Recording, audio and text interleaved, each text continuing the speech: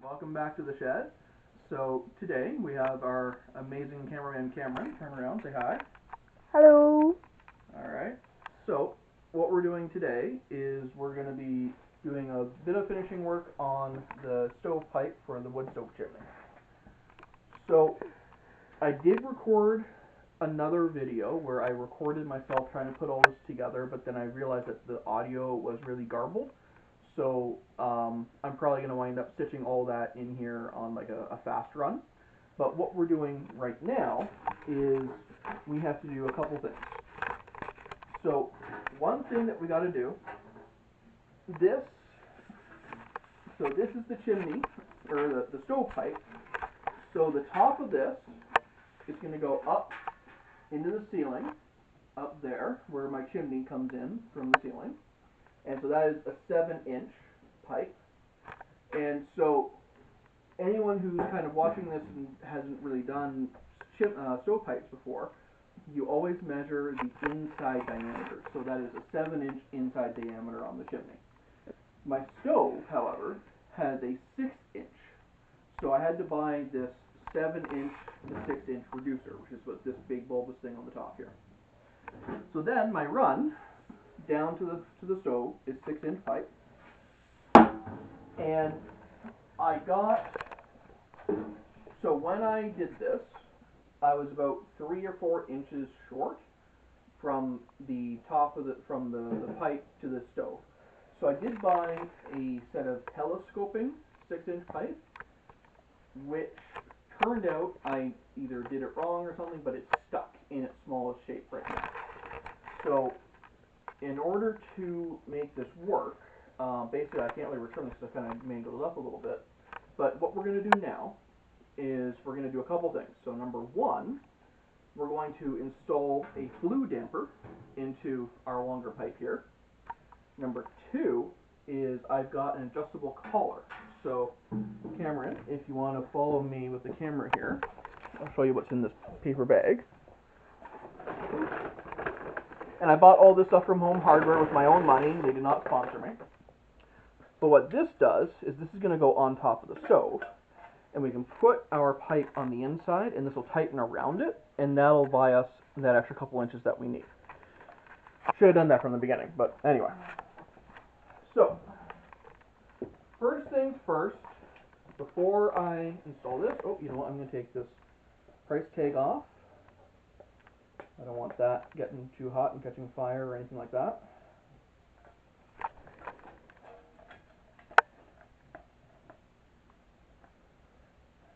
I'm sure it's probably not necessary, but you know what, just to be safe.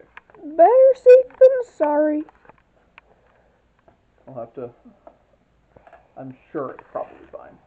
Yeah, probably is, but it's always better to be safe than sorry. Plus, this entire shed of yours has a lot of wooden and flammable things in it. So that's one thing that you do need to be careful about. So with the shed, you're right, Cameron, there is a lot of stuff around here that could be flammable. Now with wood stoves, every wood stove is a little bit different as to its clearances, how far away you can keep it from combustible things. So this installation that I'm doing here, it's let me be very clear. I am not a fireplace technician. This is not my expertise. I am doing what I like to think of as a she'll be right install. It's close enough to code that as long as I'm not an idiot, it'll be fine. Because if you look at the wall there, I have a set of cement boards.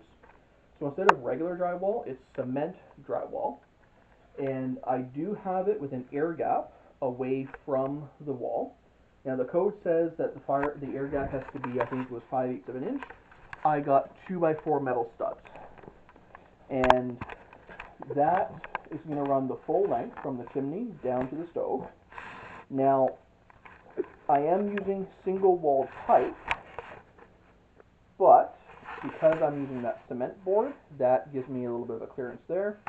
And also I am going to have the flue damper so I can keep the fire down a little bit. And I'm also going to have a thermostat on the stovepipe so I can make sure the stovepipe does not get too hot. And right now, you're seeing a bunch of stuff cluttered in this corner because I haven't cleaned it all out yet. But the plan, obviously, is to clean off all the stuff. So, like these metal shelves. Poof! They're gone. Well, that metal shelf in the far corner, it's got a bunch of plastic stuff on it, paper stuff. That's all going to be moved because that's going to be where I keep the firewood on it. And then The wooden boards, obviously, those are going to be gone. So I do definitely have a little bit of cleaning to do in here for sure before I can have my first fire. But anyway, what we're going to do is we're going to get this flue damper set up. So you know we're at the 5-minute 40-second mark. That's fine. So the way that the flue damper works.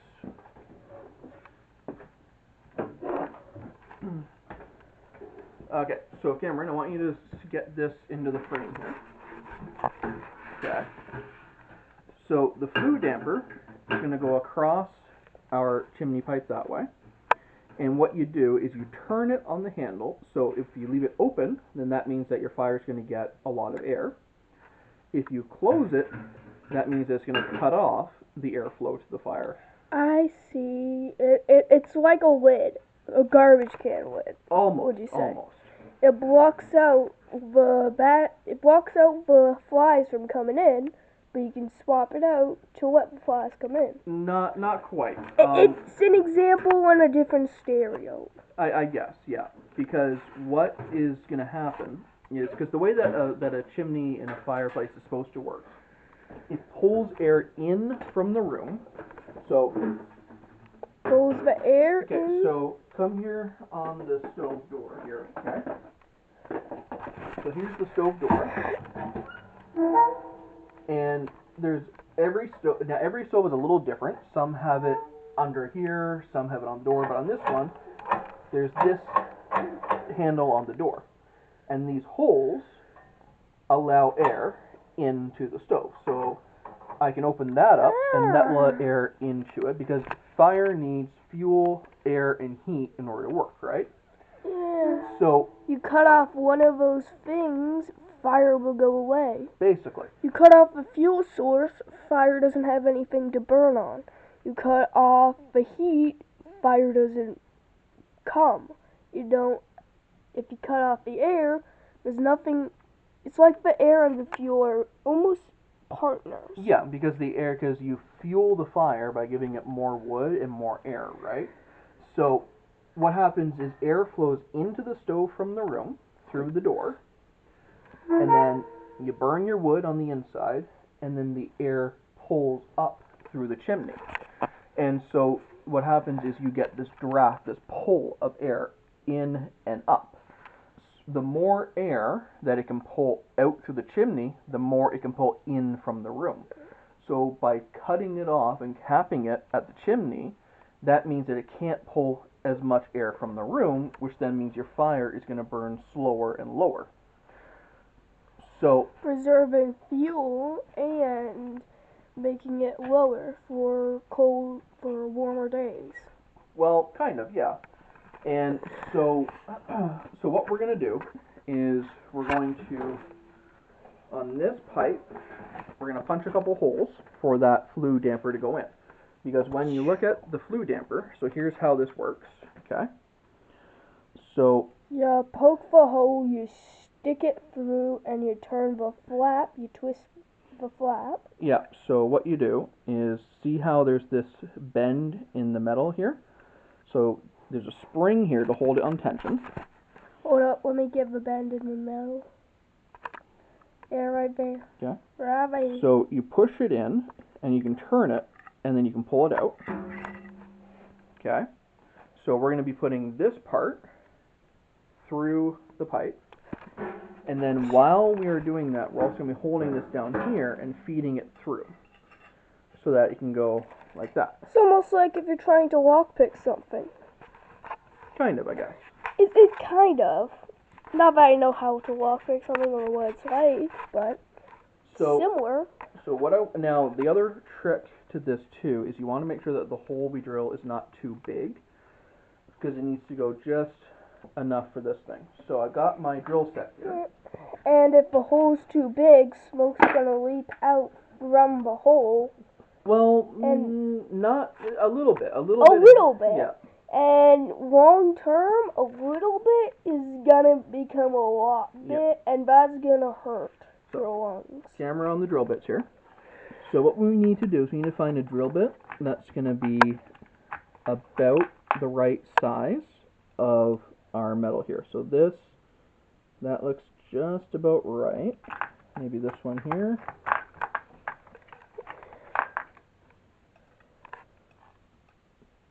Yeah, that one will do. This will be just a little bit bigger. Actually, you know what? I'm going to go with one that is the same size, because then we can always wiggle it around a little bit. So this is, it's got written on it,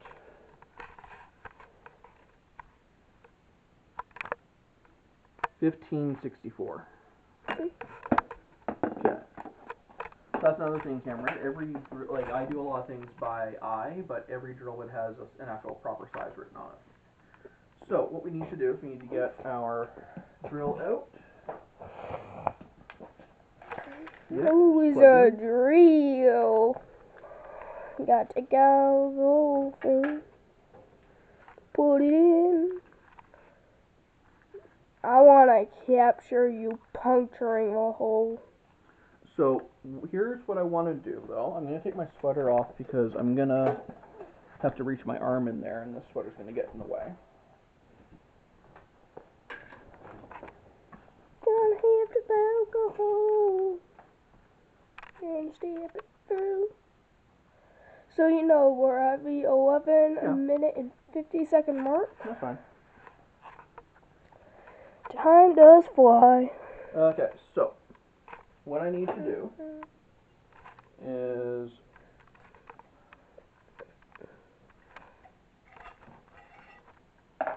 I need to gauge how far down here I want this to go before I won't be able to reach it. So if I do about there, that means it'll be about there on the stovepipe. Okay, so here's what we're gonna do. Do you think you could pull out a ladder so I can look on the inside while you're doing it? Ooh. So you want to film it from the inside? Yeah, 'cause I could get the camera above like this. Okay. Like I could get it above, like over here.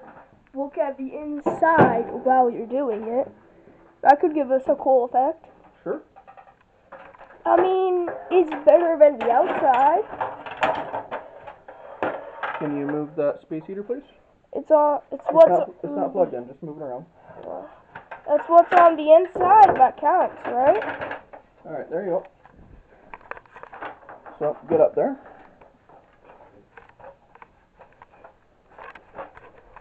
Okay. Let me know when I can start doing the power drill. About there. Okay, we're good? Yep. Okay.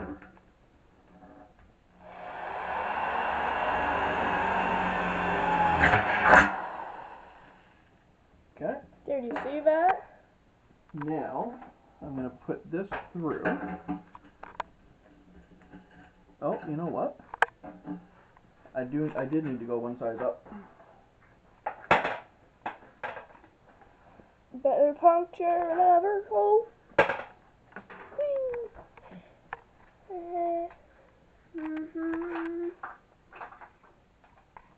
Look at that. Looks like it's torn. Yep. It will a little bit.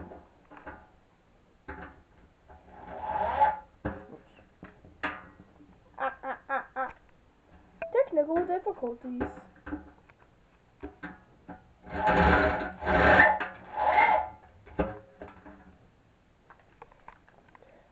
Again?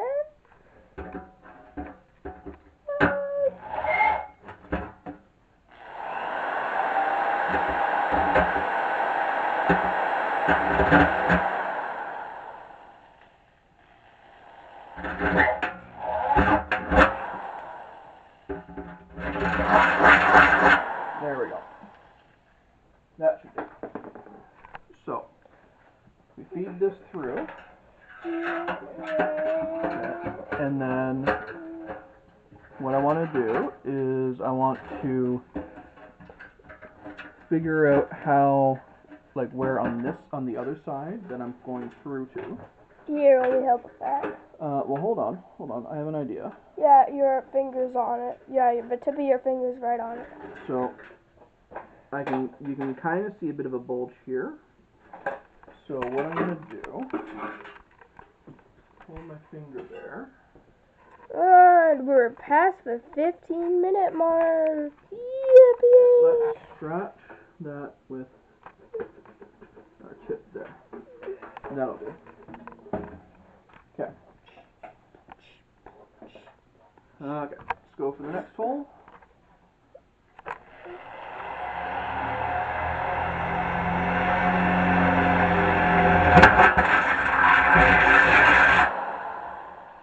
Okay. Okay. So, let's make sure this will go all the way through.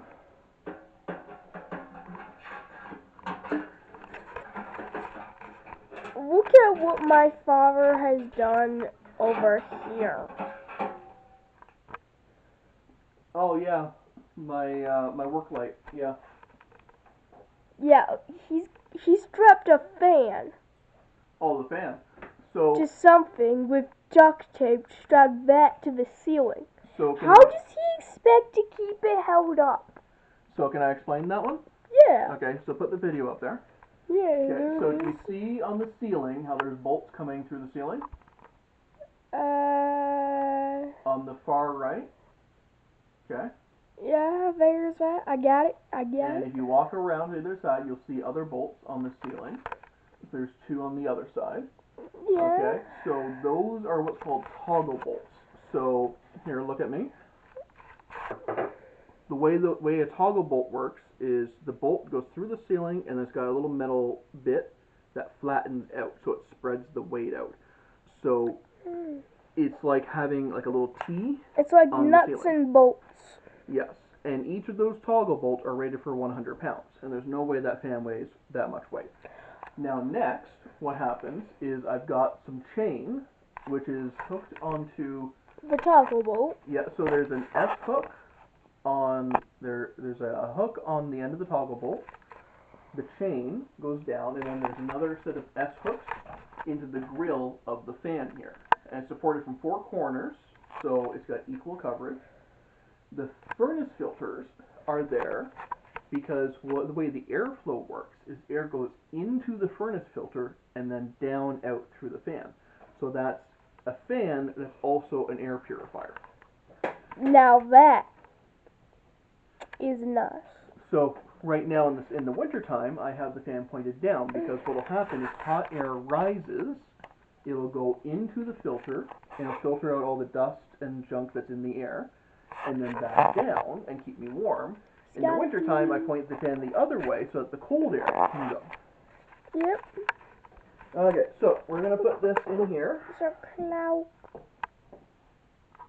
Okay, Mr. Cameraman, watch this here. Okay, so we're gonna feed our. Could you bring it a bit closer? It's kind of hard to reach all the way out. So I'm gonna have my arm in here for a little bit, so it's gonna be a little harder to see this. Okay, I'm gonna take my wristwatch off so that I can get my arm in here. Yeah. Your wristwatch is made a dent in your skin. Look at that dent. Let's see that dent, people. It's just a wristwatch camera. This is a dent. That's what happens with wristwatches. Okay, so we're gonna go in through here, and okay. So I don't know if you can you see that on the camera there? Yep. Yeah. He's pierced it. So then I rotate our pinch down under, and then through.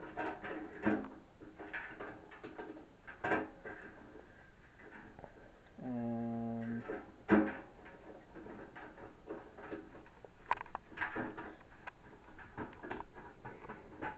there we go. So now, okay, so the way this is going to work is I can tighten it that way, I can open it up. Now that's, you know what? I don't think I drilled it all the way straight across on there. Here, let me see. Oh yeah, that is definitely not right. It needs to be shifted over a bit. Well, but here's the thing though. Now that I've drilled a hole, smoke's gonna get out through those holes. So we just gotta deal with it. Well, it'll still mostly do the work. Yeah, because even if there, it can only do that, that'll just partially cover it. Yeah, because even which though is all you're ever gonna really need. Well, here's my Since you also got that down there. Yeah, well, here's my thinking, Cameron. Look at this. So yes, I can get my fingers around this here. Okay, when it's closed. So it's not ideal, but it is still better than nothing. And if we puncture another hole, that's just gonna make it worse. But here's the other thing that's really good about this, though, because it's rubbing up against the sides. Like, I am able at least to know when it's closed and when it's open. Because if you like film this here, like a quick turn and then it stays in place. A turn and it stays in place. Like it's easy to know how. Careful on the ladder. Sorry, just trying to get a good angle. All right. So now what we're gonna do is we're going to take the other piece of the stovepipe and we're gonna put it on here and screw the pipe together. So you can get off the ladder now. Yeah. We got this piece. We got that piece, and finally, this piece. Time to connect them. Okay, so this is going to go on top of this here. And we're going to line up the holes that are going to go. Ooh. Oh, we're past the 20-minute mark. Yeah. I thought you said this was only going to take a little bit. It is a little bit. Okay. This way, we're going to be here for half an hour. Well, some things take time to do. Yeah. Okay, so now I need to find the screws, the stovepipe screws. So, where did I put the stovepipe screws? I put them right here. Yeah, and then I put them back into a box, and I put the box somewhere. Let's search for it. Where's the metal pail? There was a metal pail by the stove. Where? Here they are. Okay. Oh. You don't need to do that. Okay, I'm sorry. Alright, so.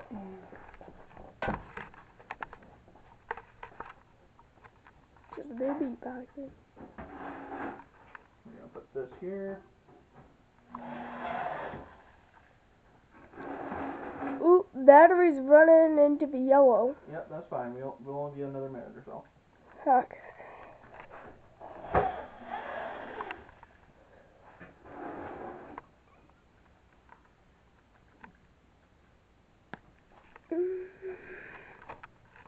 Hold on, let me capture this. Ready? Yeah. Okay, so. Here is what we need to do next. Okay? So, this piece is going to go into the stove. Like this. Okay? It's gonna land into a circle. So this. Oh, ow, my ears. Okay. So you get the idea. This, film this, okay? So this is going into the stove here like this. Yeah. Okay? And then that part the top of that is going into the middle here. And then that is going over to that. Yeah, so the first step is we need to take the chimney, or the top of the stovepipe, put it onto the chimney. Second step is doing all this. So this is a part where you and I are both going to need our hands. So we're going to have to turn the camera off at this point. So we are going to pause here, and then YouTube, you'll see us when this is all said and done. Alright, see you in a bit. Okay, and we're back. So, that was a little bit longer than we had originally expected, but we needed 2 people to do this. So Cameron, come here with the camera and we'll show you what we did. Da, da, da, da, da. So up at the top of the pipe, there's a ring for the chimney, and it sits snug right up in there. And then down here for our collar, what we did, the collar is inside of our flue junction. I don't know what it's called, but this ring on the stove. And then our top of the longer stove pipe is inside of it. So that way we're going to have, like, our creosote will still be able to smoothly flow downwards. And now you're supposed to use a couple of screws to tighten this thing around. I couldn't quite seem to get that to work. So what we did was we just sort of jammed it on here, made sure it's all tight. And we did a handful of screws all the way around to make sure it's all good and tight. Make sure nothing's moving anywhere. I give this a good little shake. And we're not popping out the ceiling. We're all good. Remember, this is a good enough, mostly to code-ish kind of installation. Now we can use our damper. Okay. And I'm going to have to kind of play it by ear to see how that goes. But I don't like it staying put when it's flat. All the way around. Absolutely. And the last thing is, why are you doing that with the funny camera angle? So sorry. People are going to watch this on their phone. They're not going to be able to turn their head sideways. Sorry. So, the last thing is this thermostat. So, this thermostat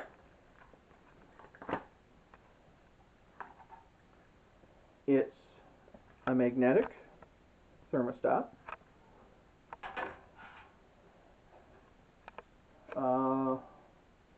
You sure it's the right kind of magnet? Oh, no, you know what? We have to screw it into the stove. Oh! So anyway, the point is that once we screw this into the stove, this thermostat coil will expand, and it'll give you a reading of how hot that stovepipe is. So when you're down here in the black, the 100, 200 degree range, that's you're building up creosote. You don't want to be doing that. When you're up here in the 3 to 500 range, that's that healthy range. That's a good fire.